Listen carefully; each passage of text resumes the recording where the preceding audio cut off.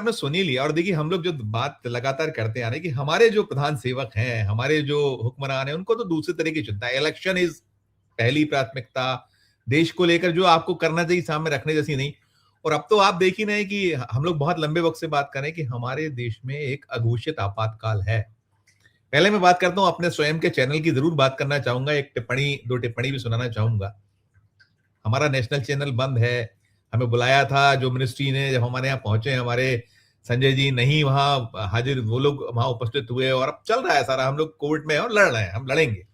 आज मसला हमारा गूंजा है। देखिए आज इसी की बात राज्यसभा में हुई है, संजय सिंह जी ने उठाया, आप पार्टी के जो मुखिया हैं, इसकी एक छोटी सी क्लिप है मेरे पास, सुनिए। आपका दिमाग क्या है?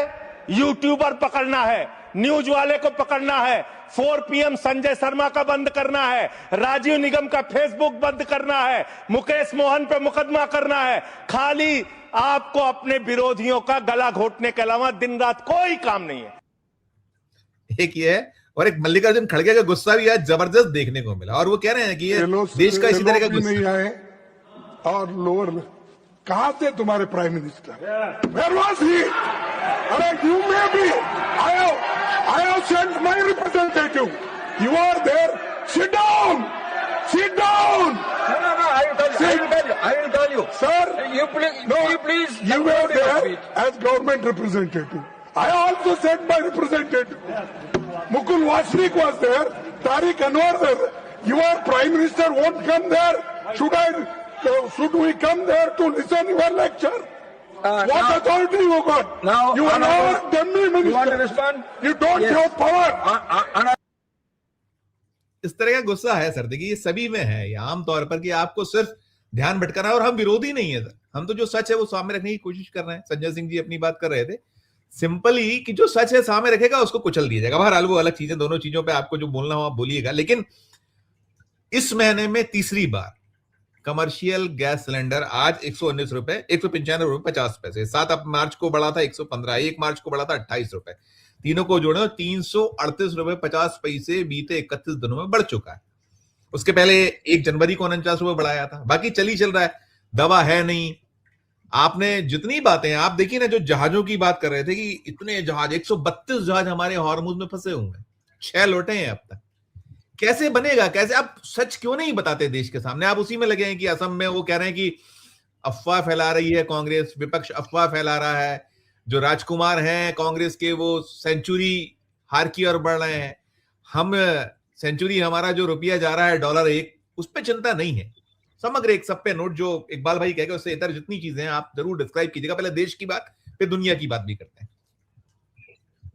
देखिए मोदी जी की कोई एक लाइन ऐसी है जिसको हम दोहराना चाहेंगे? कोई एक लाइन बताइए, खुद वो दोहराना चाहेंगे? देखिए ट्रंप जो है, दुनिया की बात करते हुए करनी पड़ेगी, ट्रंप की जो आज स्थिति है वो क्यों है? और आपने आपातकाल का, ये आपातकाल नहीं है, ये माफिया काल है, गुंडा काल है। आपातकाल तो कोई आपात स्थिति में लाई जाती है, ये आपातकाल नहीं है, गुंडा काल है। ट्रंप क्या कर रहा था? ट्रंप गुंडाई कर रहा था। ट्रंप राष्ट्रपति के तौर पे, एक इतने बड़े देश के राष्ट्रपति के तौर पे ट्रंप का कोई भूमिका नहीं थी। आप देखिए पहले क्या किया, पहले किया वो लगाया कि नहीं हमारे हिसाब से अब ट्रेड होगा। आपने अमेरिका को सबने लूटा है, हम अमेरिका को अब जो है ताकतवर बनाएंगे। बन गया ताकतवर अमेरिका, अमेरिका ताकतवर बन गया। ईरान ने ऐसी लात मारी है, झापड़ भी छोटा शब्द है, ऐसी लात मारी है और कमर पे मारी है, और कमर पे वो लगी है। अभी इसका आकलन होगा अभी कि आपके हाथ से मिडिल ईस्ट गया, आप मिडिल ईस्ट से प्रोटेक्शन मनी लेते थे, वहां आपने एयरबेस बनाया था और प्रोटेक्शन मनी लेते थे, अमेरिका लेता था।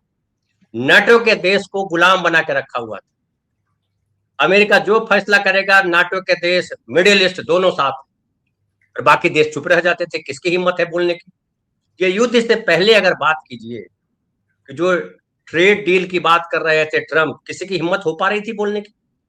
हमारे मोदी जी ने एक आध लाइन बोला, कभी सुना आपने? और क्या क्या नहीं कहा, लेकिन मोदी जी नहीं बोल सके। आज ट्रंप के बारे में कौन नहीं बोल रहा? कौन? स्पेन बोल रहा है, ईरान बोल रहा है, चीन बोल रहा है, हम बोल रहे हैं, भारत के प्रधानमंत्री बोले चाहे नहीं बोले, भारत की जनता बोल रही। और भारत के साथ मोदी जी ने वही किया है जो ट्रंप ने अमेरिका के साथ किया है।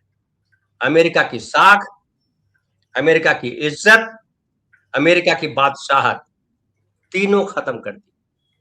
अमेरिका को कोई अब बड़ा ध्रुव नहीं मान रहा, बड़ी ताकत नहीं मान रहा है अमेरिका की। बोला लो, इसको ईरान ने धूल चटा दी, इतने सारे देश थे उसके बाद भी। क्यों? ये ट्रंप के टुच्चापन और लुच्चापन की वजह से। ये टुच्चा और लुच्चा आदमी जो है वो अगर देश का शासक बन जाएगा तो अमेरिका जैसी गति हो जाएगी। हमारे देश के साथ एक दुर्भाग्य ये जुड़ा हुआ है कि हमारे देश के लोग भगवान भरोसे रहते हैं, लाइन में लगे हुए थे। आप याद कीजिए, जब नोटबंदी हुई थी लाइन में लगे थे, कोरोना आया लाइन में लग करके देश अपने गांव लौट रहे थे। अभी भी खबर है लोग गांव में लौट रहे हैं, भारी संख्या में मजदूर लौट रहे हैं। बोले 5 दिन से खाना नहीं खाया, 10 दिन से खाना नहीं खाया, वो लौट रहे हैं। आप तमाम सोशल मीडिया पे जाके देखिए, गटर मीडिया पे मत जाइए, सोशल मीडिया पे जाके देखिए। अभी बंद कर रहा है सोशल मीडिया दिखाना, तो बंद कर दो, चैनल बंद, यूट्यूब बंद। नहीं, उनके बंद करने से, अरे भाई टपोरी कितना भी ऊंचा हो जाएगा, टपोरी कितना भी ऊंचा हो जाएगा तो नेहरू नहीं हो सकता ना। आंशिक लॉकडाउन शुरू हो गया आंशिक लॉकडाउन। सर छोड़ दीजिए, वो उसको क्या कर लोगे, बंद कर दो 2-4 साल के लिए देश को, उसके बाद देखो ना। आप जो है एजेंसियों को मुट्ठी में कर सकते हो, आप जो है यहाँ के उद्योगपतियों को मुट्ठी में रख सकते हो, आप यहाँ के पत्रकारों को डरा धमका सकते हो। दुनिया को नहीं डराने की औकात है आपकी। दुनिया आपसे डरने वाली नहीं है, अमेरिका से नहीं डरी, अमेरिका से नहीं डरी दुनिया। और अमेरिकन मीडिया, CNN हो या कोई और हो, वो स्वतंत्र है। उसने जिस तरह की रिपोर्टिंग की, उसने ट्रंप को जो है पीछे लाया। भारत में मीडिया का क्या है? गटर मीडिया है, गटर। मैं रोज रोज बोलता रहता हूं, आपके चैनल पे ही मैंने बोलना शुरू किया पहले, जिसको रवीश ने कहा गोदी मीडिया। गोदी अच्छा शब्द है, उसको बदनाम मत करो, ये गोदी मीडिया नहीं है, ये गटर मीडिया है। और इसने पूरा का पूरा जितना थूक खखार गंदगी है जो मोदी जी और उनकी पार्टी उगलती है, वो सब वो ढो करके लेके चलता है, वो जनता के बीच लेके जाता है। ये देखिए अमृत की धारा बह रही है। अब इस देश के नागरिकों को शायद समझ में आया होगा, हालांकि मुझे नहीं लगता। अभी जो बता रहे थे इकबाल भाई कि लोगों को महंगाई, अरे कुछ महंगाई का असर नहीं पड़ने वाला है। क्यों नहीं पड़ने वाला बताऊं अब? क्योंकि हमको लूटने की आदत है, एक दूसरे को लूट करके हम संतुष्ट हो जाते हैं। अभी आपने बताया कमर्शियल गैस का कि 300 रुपया बढ़ा या कितना बढ़ा, आपको पता है मुंबई में 338.50 एक महीने। मुंबई में बड़ा पाव का भाव कितना हो गया पता है आपको? 18 रुपया से 22 रुपया हो गया, 4 रुपया बढ़ गया। तो एक सिलेंडर से कितना बड़ा बनता होगा? 10,000 से ज्यादा। अब बताओ, आपने 300 रुपया बढ़ाया सरकार की तरफ से, बोलिए उसने कितना बढ़ाया, हमारी जेब पे कितना असर पड़ा? तो आप ये समझिए कि देश में किसी चीज पे कंट्रोल नहीं है, कोई जिसको जो मन करता है कर सकता है। आप प्रोटेक्शन मनी दे दो, आप निश्चिंत। जितने जो फुटपाथ पे ठेले खाने पीने के, दिल्ली से लेकर के, इंदौर से लेकर के, पटना से लेकर के मुंबई तक जो ठेले लगते हैं, क्या वो प्रोटेक्शन मनी नहीं देते हैं? बड़ा माफिया, कोई जगह है माफिया तंत्र सर, वो पैरेलल इंडस्ट्री है। जो आपका जो आप कहते हो कि हम तीसरी अर्थव्यवस्था या चौथी अर्थव्यवस्था है, अगर उसको रेगुलराइज कर दो तो आप जो है देश की स्थिति बहुत बदल जाएगी। लेकिन सरकार की ये मंशा नहीं है, सरकार खुद लुटेरी। कैसे? मैं एक और उदाहरण आपको देता हूं, आपने एक और बात का जिक्र नहीं किया। ट्रेन का टिकट हम कटाते हैं, अब किया है कि 48 नहीं 72 घंटा पहले अगर कैंसिल कराएंगे तब आपको रिफंड मिलेगा। 72 घंटा पहले कराएंगे तो, वो भी चार्जेस के साथ। जो चार्जेस, बेस चार्जेस जो लेते थे वो जाएगा। मतलब एक टिकट अगर कैंसिल कराते हैं आप एसी का, सेकंड एसी का, या फर्स्ट एसी का, या थर्ड एसी का, तो 120 रुपया मिनिमम कटेगा आपका।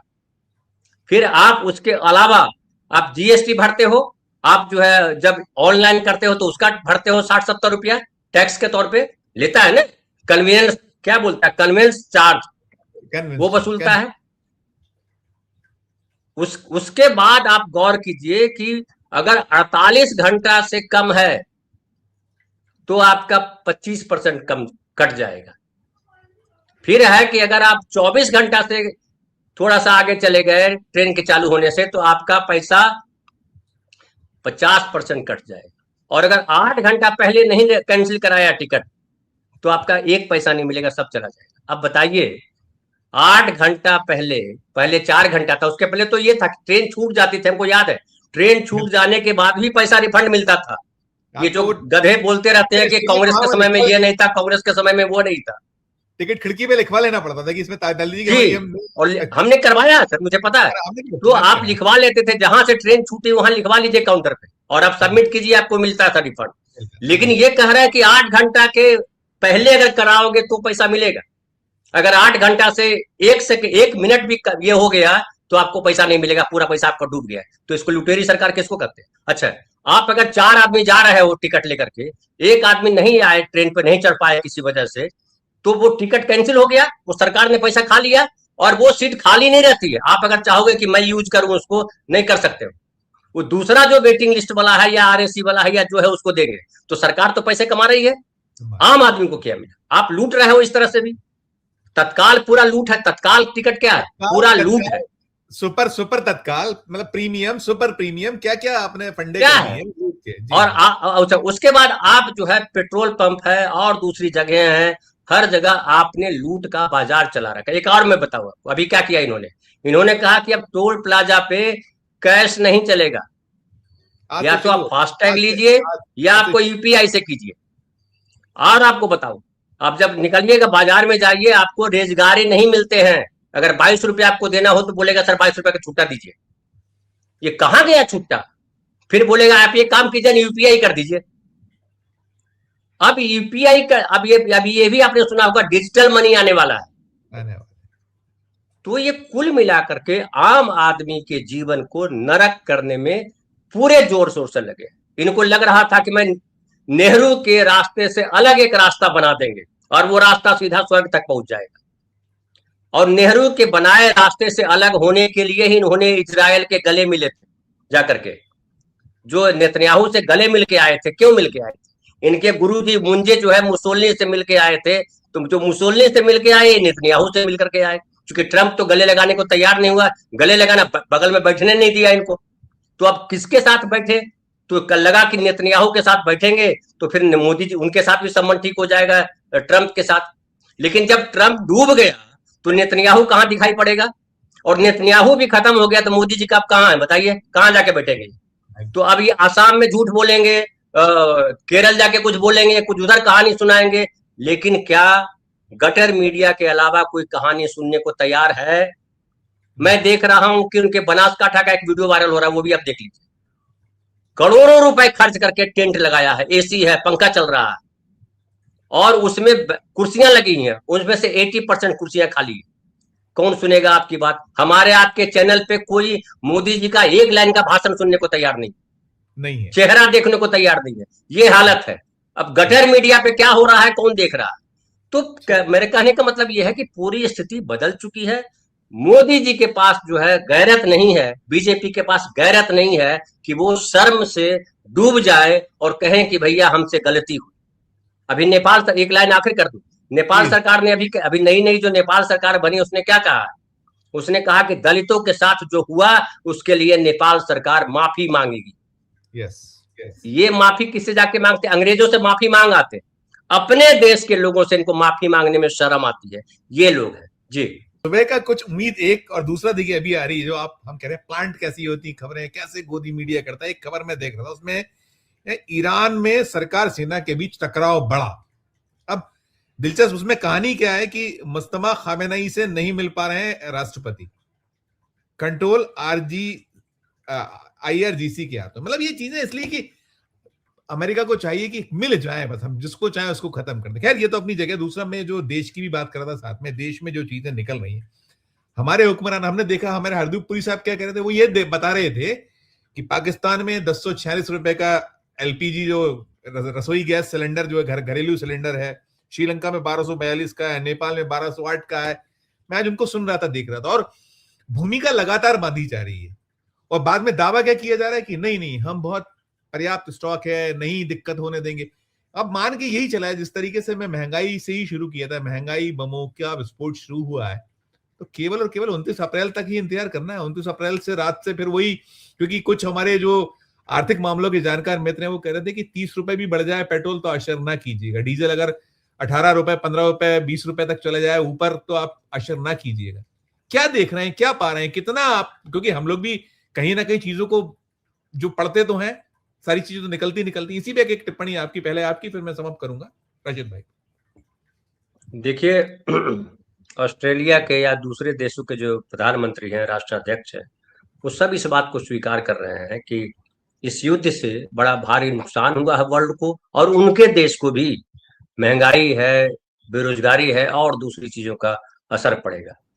लेकिन हमारा देश क्या बोल रहा है?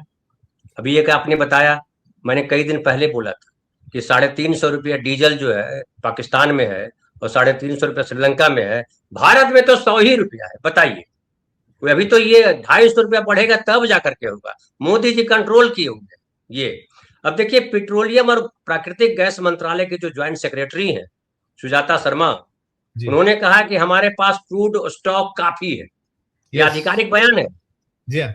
और भारत सरकार अगले 2 महीनों के लिए क्रूड ऑयल की सप्लाई के लिए जरूरी इंतजाम कर दिए हैं जी। आगने वाले 2 महीने के लिए हमारी रिफाइनरियां पूरी क्षमता से काम कर रही हैं और अब जो है 2 महीने पहले 70 रुपए प्रति बैरल के आसपास चल रहा था, अब $100 प्रति बैरल के हिसाब से चल रहा है। और घरेलू ग्राहकों के लिए पेट्रोल और डीजल की कीमतों में कोई बढ़ोतरी नहीं हुई है। नहीं तो मैंने आपको बताया 2022 के बाद से मैंने आपको बताया कि उन्होंने ये कहा था कि हमने 10 रुपए उस पे जो है एक्साइज ड्यूटी कम कर दी, और दूसरे हाथ से जो है तीसरी दिन जो है आज फिर बढ़ा दी 11.50 रुपए से। आप भाई साहब, लेकिन मैं तो आम आदमी का सवाल कर रहा हूँ कि जो समोसा का भाव था 18 से 22 कैसे हो गया? जो बड़ा पाव का भाव था 18 रुपए से 22 रुपए कैसे हो गया? मैं तो ये पूछ रहा हूँ, मुझे मत बताइए सब। मैं ये जानना चाह रहा हूँ कि जो दिल्ली से, सूरत से, बेंगलोर से, दूसरे शहरों से जो मजदूर बिहार, उत्तर प्रदेश के या दूसरे प्रदेशों के मजदूर अपने गांव लौट रहे हैं, वो क्यों लौट रहे हैं? उनको कांग्रेसी उठा उठा के ले जा रहे हैं। तो ले जा रहे हैं तो आप रोकिए, आपके पास तो आरएसएस है, दुनिया का सबसे बड़ा संगठन है। आप बताइए कि कहां सिलेंडर, लाला सिलेंडर भरवा देता हूं। आप भरवाने का काम कीजिए। आप आलू बेचने लगते हैं, आप प्याज बेचने लगते हैं, सारा करने लगते हैं, लेकिन नहीं हो रहा है, क्योंकि डिजिटल गैस नहीं भराया जा सकता है, न डिजिटल पेट भरा जा सकता है ना? किधर से मोदी जी ने ऐसे बटन दबाया और देश के देखिए 300 करोड़ लोगों के पास, अब तो यही सब बोलेंगे ना, 150 करोड़ तो हम लोग बोलते हैं, तो 300 करोड़ बोल देंगे। आने वाले बच्चों का भी खाना दे देंगे। 2047 तक का प्रोग्राम है, 2047 तक पता नहीं कितनी आबादी हमारी होगी। तो ये डिजिटल भूख नहीं मिटेगी, डिजिटल गैस में सिलेंडर में गैस नहीं भरी जाएगी। हालत क्या है? दुनिया स्वीकार कर रही है कि हाँ गड़बड़ी हुई है, ट्रंप स्वीकार कर रहा है कि हमसे गड़बड़ी हो गई, मोदी जी नहीं स्वीकार करेंगे। हमने पहले वक्तव्य में भी कहा। और ये गधा देखिए यहाँ आया हुआ है, वो लिख के गया कि जो है सोना, आलू सोना इधर से डालो, आलू उधर से सोना निकलेगा, बोला कभी प्रधानमंत्री नहीं बनेगा। अरे गधा, तुम्हारे बाप ने ही कहा था। तो अब बताइए कि ऐसे एक और, मतलब कितने वीडियो आपको नमूने मिल जाएंगे। आप उनका प्रोग्राम कभी देखिए, मैं कभी कभार देखता हूँ हमारे राजीव भाई का प्रोग्राम, राजीव रंजन, जो राजीव कुमार सिंह है, उनका जो न्यूज 24 पे आता है, जो पब्लिक से माहौल गर्म बात करते हैं, कैसे कैसे महाज्ञानी बात कर रहे होते हैं। तो हमारे देश की स्थिति बेहद खराब है, जो राशिद भाई भी बता रहे थे, जो इकबाल भाई भी बता के गए, आप भी बता रहे हैं, हम लोग पिछले लंबे समय से बता रहे हैं। हम तो उसी दिन से बता रहे हैं संजीव भाई, जब लैंड एक्विजिशन एक्ट के खिलाफ अध्यादेश लाया था। मैंने कितने आर्टिकल लिखे कि ये देश को बर्बाद करने के लिए आया, जिसको इतनी समझ नहीं है कि किसान कैसे बचेगा। अरुण जेटली नहीं रहे, उन्होंने इंडिया टीवी पे दिया था इंटरव्यू और कहा कि जो है जब डेवलपमेंट आएगा, किसान की जमीन महंगी होगी तो किसान को फायदा होगा। अब बताइए, किसान जमीन महंगी होगी, किसान खेत खरीदेगा? तो ऐसी समझ वाले लोग हमारे देश में है, डिजिटल सब करवा रहे हैं। बाकी बाबा है तो बाबा है, गटर मीडिया है, खुद प्रधानमंत्री जी का झूठ है, संसद है, सब एजेंसियां हैं, सबका इस्तेमाल जो है वो कर रहे हैं लोगों का मुंह चुप कराने के लिए। हम ही खाली बोलेंगे, हम खाली झूठ बोलेंगे और आप झूठ को एकदम स्वीकार कर दो। उनको इसकी वजह भी है। देखिए, ये जानते हैं कि हजारों साल से लोग ईश्वर को मान रहे हैं, ईश्वर को किसी ने देखा नहीं लेकिन मान रहे हैं, कोई स्वर्ग गया नहीं लेकिन सब मान रहे हैं स्वर्ग चले गए। तो ये भी मान लेंगे, ये जो कह रहे हैं मान लेंगे लोग, ये जानते हैं इस बात को। लेकिन मुझे लगता है कि बहुत लंबे समय तक किसी को बेवकूफ बना करके नहीं रखा जा सकता है। अगर जो राशिद भाई कह रहे थे कि ट्रंप जैसा राष्ट्रपति मिला, वो और कहा कि 40 साल से हम ऐसे राष्ट्रपति का इंतजार कर रहे थे नेतन्याहू का। हालांकि मैं बताऊं, नेतन्याहू ने अपना भी बड़ा नुकसान किया। और मैं एक और लाइन कहूं कि नेतन्याहू और ट्रंप ने मिलकर के हिटलर को जस्टिफाई कर दिया, और ये सबसे बड़ा मानवता के लिए दुर्भाग्यपूर्ण है। और एक और अच्छी बात मैं कहूं कि ईरान ने अपनी संस्कृति, अपने इतिहास के अनुसार ये साबित किया कि मानवीयता का पक्ष अगर किसी के पास है तो वो ईरान है। उसने साबित किया, जो एक आपने वीडियो शायद दिखाया होगा, खामेनेई साहब का एक वीडियो दिखाया गया जिसमें एक बच्चा आता है, छोटा सा बच्चा उनके पास, और कहता है कि मैं भी देश के लिए कुर्बान होना चाहता हूं।